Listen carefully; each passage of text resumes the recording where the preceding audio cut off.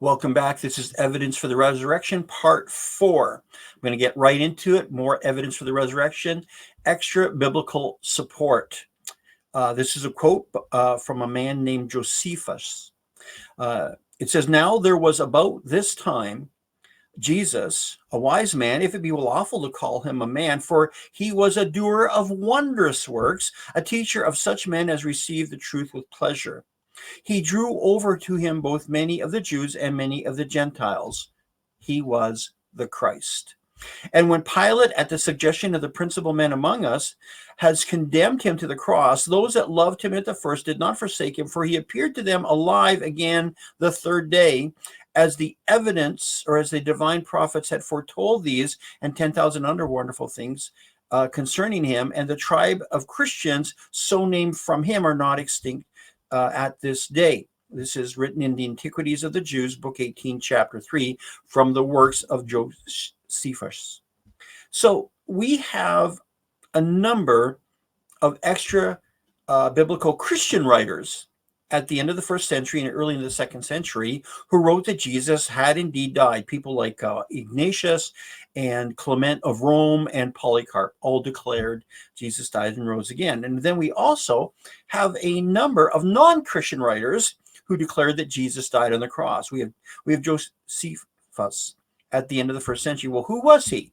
He was a Jewish writer who was writing, so he's non-believer, he's a Jewish writer writing on behalf of the Romans at the end of the first century. He was not a Christian, but he wrote basic information about Jesus. He confirmed that Jesus lived, that he did miraculous works, that he was crucified, that he was believed to have been the Messiah, that he had a brother named James, just like the New Testament writers wrote. We also have a Roman man named Tacitus, early in the second century, and he was a Roman historian, again an enemy of Christians, and he confirmed the existence of Pontius Pilate, who had ordered the death of Jesus, and he talked about the persecution of the early Christians. Bart Ehrman, he's an atheist New Testament scholar. He's a scholar of the New Testament, but he's also a non-believer. He found 15 independent sources for the crucifixion of Jesus written within 100 years of Jesus's resurrection. Obviously, if they confirm that Jesus died, if they all confirm Jesus died, then obviously he lived before he died. And the core facts of the gospel, the death, the deity, and the resurrection of Jesus are supported by ancient Greek manuscripts, Jewish manuscripts, and Roman manuscripts that are actually antagonistic to Jesus, but they still said this is what happened, what was reported. These documents confirm the basic account of the New Testament documents that the disciples believed Jesus rose from the dead, they believed he was God, and they were willing to die for their beliefs. So how can anyone claim that the disciples invented these stories much later when even non-Christian writers recorded that the disciples believed these things? Even Richard Dawkins, you may know that name, he's a very famous atheist and evolutionary biologist. He admitted in an interview with John Lennox of the Oxford Museum of Natural History in April of 2014, he admitted that he had lied about anyone questioning the existence of Jesus, that Jesus was actually alive. He confirmed that all the credible sources agreed that Jesus did in fact live on this earth and die.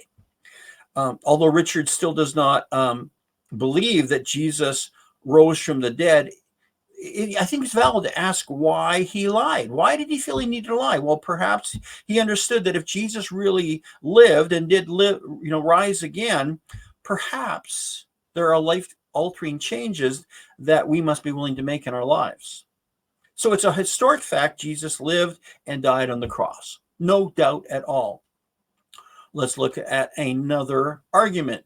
Extra biblical support. Okay, now we're going to look at empty tomb. Matthew chapter 28, verses 12 and 13. When the chief priests had met with the elders and devised a plan, they gave the soldiers a large sum of money, telling them, "You are to say, his disciples came during the night and stole him away while they were asleep." Okay.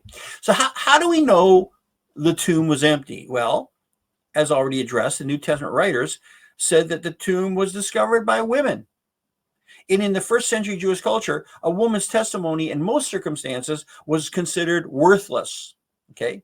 So why would the apostles invent the story that women discovered the empty tomb, knowing that their testimony would be questioned unless that's what really happened? Okay. Also, what was the rumor that the Roman soldiers were supposed to spread? Right? They were told to say that the disciples came and stole the body. Now, why would the Jewish leaders say that the disciples had stolen the body if the tomb wasn't empty? Okay, so this proves the tomb was empty and the body of Jesus was gone. Now, also remember the precautions that the Roman soldiers took. Okay, Matthew chapter 27, 64 to 66. So give the order for the tomb to be made secure until the third day. Otherwise, his disciples may come and steal the body and tell the people that he has been raised from the dead. This last deception will be worse than the first. Take a guard, Pilate answered. Go make the tomb as secure as you know how. So they went and made the tomb secure by putting a seal on the stone and posting the guard. So here the Jews were afraid that the disciples would try to come and steal the body. So they asked the Romans to take some special precautions. Number one, they put a Roman guard around the tomb. A Roman guard is a specific phrase that means 10 to 30 soldiers. That was the size of a Roman guard. Not one guy, not two guys, but 10 to 30 soldiers. And these soldiers were highly trained to protect a certain location and do so with their lives, and they were also highly armed, okay? Now, second, they put a big stone over the opening of the tomb. Now, historians say this tomb that had to be rolled over the tomb, this stone must have weighed somewhere between 3,000 and 4,000 pounds. And so it would have been difficult because it had to cover the whole opening into the tomb. So it would have been really difficult for a couple disciples to come and remove the stone. And then the Roman guard put a seal around the tomb, around the stone, so that anyone who tampered with or broke the seal would be caught and they would be put to death. Okay, so the disciples could not have stolen the body. And remember, the disciples, they were too busy hiding further for fear of their lives. So they weren't going to steal the body. They were hiding. And how could these, and remember, they didn't believe that Jesus was going to be resurrected anyway. So why would they try to steal the body? And how could the disciples get through the very well-trained and well-armed guards that were stationed in front of the grave? There's no way the disciples stole the body. And as I said, why would they even try to steal the body since they did not even believe that Jesus was going to rise from the dead? And so remember, they were absolutely shocked when the women came to them and said, oh, the body of Jesus is gone. He's risen. And they went, what? We didn't think he was going to rise. So why would they try to steal the body and pretend that he'd risen? And the missing body of Jesus Christ was never found. If Jesus never rose from the dead, then somehow they would have found his body either in the grave or followed the trail and found the body. So all the Romans needed to do was simply produce the body of Jesus Christ. And that would have silenced the lie that Jesus rose from the dead, and they would have destroyed Christianity forever. But the very fact they could not produce the body is additional support for the truth that Jesus did indeed rise from the dead. Another argument, the location of Jesus's crucifixion and burial. Okay, John chapter 19, verse 20. Many of the Jews read the sign. This is the sign over his the cross. For the place where Jesus was crucified was near the city, just outside, as a matter of fact. And the sign was written in Aramaic, Latin, and Greek. So we know that Jesus was crucified and buried just outside of the city gates in Jerusalem. Now, why is that important to know? Well, if you're going to invent a story that's not true, why on earth would you invent the story in the very place where it's most easy to confirm or expose the lie? You know, why not start the story in Galilee? Why would they start the story in Rome? The hardest place to invent a story that Jesus rose from the dead in Jerusalem was in Jerusalem, because everyone knew the names of the key players and they knew the locations of all the key events that happened during the crucifixion, his crucifixion, his burial, and resurrection. Joseph of Arimathea, the people actually knew him because he was a member of the Sanhedrin, which was the Jewish religious court who condemned Jesus to death. And he owned the tomb where Jesus was buried. And the people knew the place where Jesus was crucified. They had seen it. They'd seen the sign over his head in 3 different languages. And they also knew the location of the tomb. All they had to do was go to Joseph and say, Joseph, did Jesus really rise from the dead? Did you really put him in the tomb? And all he had to do was refute the story, but he didn't. All they had to do was go to this tomb and see, the body's still there. But they could not, because the story was true and the tomb was empty. And then the disciples started to preach about the risen Jesus in Jerusalem, in the very city where Jesus was publicly crucified and buried in a known tomb, and yet no one could disprove anything that they were saying. Another argument, early testimonies, Acts chapter 10, verses 38 to 40. Sorry about that. It's 38 to 40. God anointed Jesus of Nazareth with the Holy Spirit and power, and how he went around doing good and healing all who were under the power of the devil, because God was with him. We are witnesses of everything he did in the country of the Jews and in Jerusalem. Okay, this is some of the disciples saying, we were witnesses. Okay, they killed him by hanging him on a tree, but God raised him, which is another way of saying on the cross, but God raised him from the dead on the 3rd day and caused him to be seen. So most, if not all, of the New Testament documents were written prior to 70 AD, which was less than 40 years after Jesus rose from the dead. That means that all the information in those documents was either written by eyewitnesses, or they were shared with the writers by eyewitnesses and then written down, okay? And they were never contradicted by any of the eyewitnesses, okay? You see, it's one thing to question the validity of things that were written hundreds of years after event, but not if the things were written only 10 to 40 years after the event.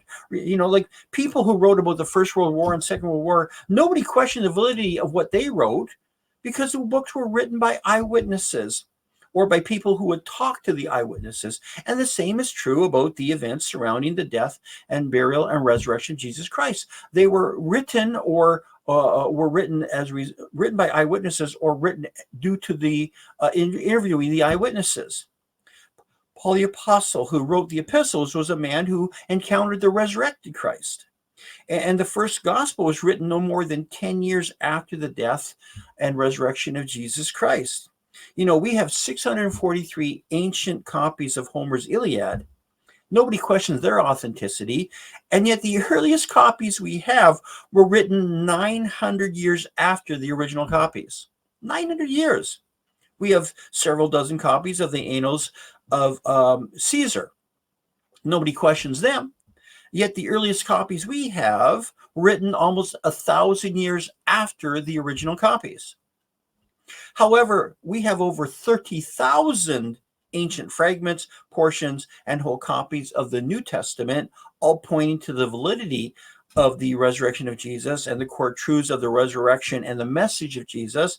And they began to be written down and circulated, ready for this, within 8 weeks of the resurrection. 8 weeks. Let's look at 1 Corinthians chapter 15, verses 3 to 7. It says, Christ died for our sins according to the scriptures. He was buried, and that he was raised on the 3rd day according to scriptures, and that he appeared to Cephas, meaning Peter, then to the 12. After that, he appeared to more than 500 brethren at one time, and then he appeared to James, and then to all the apostles. According to church historians, this quotation that's in 1 Corinthians chapter 15 was actually part of an early creed of the new Christian church that was written down and began to be circulated and regularly declared in Christian gatherings within only 8 weeks of the crucifixion. Now that's an early testimony. Let's look at another argument. The reports of the Apostle Paul. In Galatians chapter 1, verse 13, Paul said, "For you've heard of my previous way of life in Judaism, how intensely I persecuted the church of God and tried to destroy it." Paul himself, he admits, "I was a persecutor of Christians." However, after his conversion experience on the road to Damascus, he wrote 13 epistles, all pointing to the death, burial, and resurrection of Jesus Christ. And after careful examination, 7 of those 13 epistles are completely confirmed to have been written by the hand of Paul himself. The rest of them were written by scribes as he dictated, but 7 of those 13 were written by Paul. At least 7 of 13 were written by Paul's very hand himself. Now, what does Paul say in his letters? He said, "Well, Jesus appeared to me personally. And then I went to the eyewitnesses and I interviewed them to confirm that what Jesus has shown me was the same that what really happened." That's interesting. So in Galatians chapter 1 and Galatians chapter 2, Paul confirms he went to Jerusalem and he got to hear the eyewitness testimonies of the Apostle Peter, and also James, the brother of Jesus, as I said, who was not even a believer until after the resurrection of Jesus, and then also to the Apostle John. And when Paul met with them, they compared notes on the nature of the gospel and the validity of everything that Jesus had revealed to Paul through revelation. And they discovered that what Paul had received by revelation was exactly what Peter and James confirmed they had seen as eyewitnesses. Okay. So reports the Apostle Paul. Let's take a short break there, and we're going to come back with part 5. Evidence for the resurrection. God bless you.